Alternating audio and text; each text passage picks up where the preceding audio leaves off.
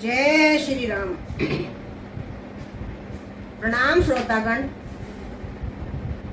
चौपाई 12 अयोध्या कांड।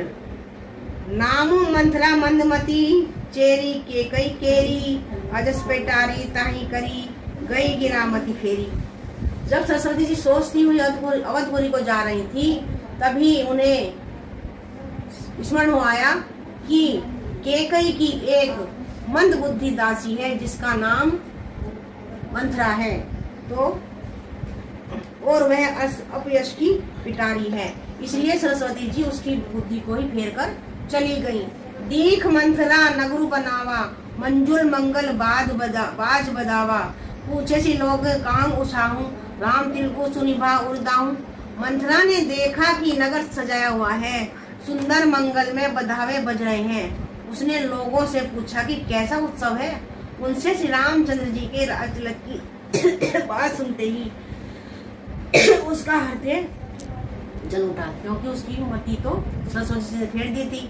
तो जब उसे पता चला कि ये मंगल में बाजे इसलिए बज रहे हैं कि राज्याभिषेक होने वाला है, तो उसको बहुत ही जलन होनी शुरू हो गई।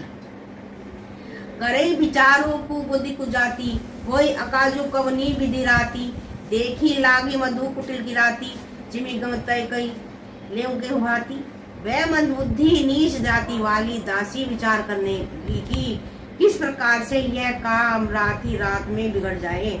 जैसे कोई कुटिल भीलनी शहद का छत्ता देखकर घात लगाती है कि इसका किस तरह से उखाड़ा जाए।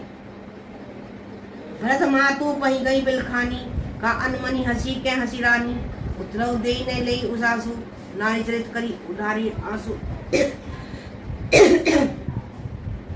वह उदास होकर भरत जी की माता केकई के पास गई। रानी केकई ने हंसकर कहा, तू उदास क्यों है?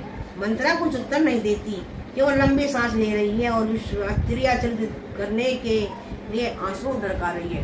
क्योंकि देखिए मंथरा केकई की ही दासी थी और मंद बुद्धि भी थी, इसीलिए सरस्वती जी ने उसकी बुद्धि फेर दी थी कि ये केकई की बुद्धि अब ये फेरेगी। भरत मातु पहिगल बिलखानी कान मन हंसी के हंसी रानी उतरव दे न ले उसासु ना इज्जत करी ढारी आंसू। वह उदास होकर भरत जी की माता केकई के पास गई। रानी केकई ने हंसकर कहा,